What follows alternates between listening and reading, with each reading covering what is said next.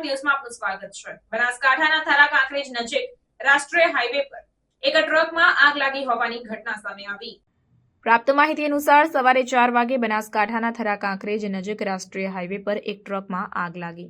આ આગ ટ્રકમાં શોર્ટ સર્કિટના કારણે લાગી, જે ઝડપથી ફેલાઈ ગઈ અને ટ્રકને સંપૂર્ણપણે ખાખ કરી દીધું।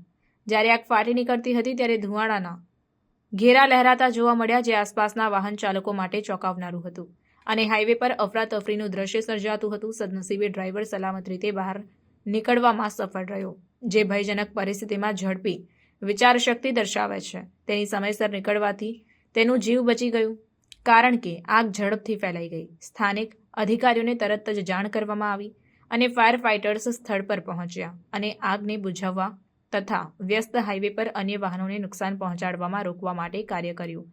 તેમની ઝડપી કામગીરી આગને નિયંત્રિત કરવામાં અને અન્ય ડ્રાઈવરોની સુરક્ષા સુનિશ્ચિત કરવામાં મહત્વપૂર્ણ હતી।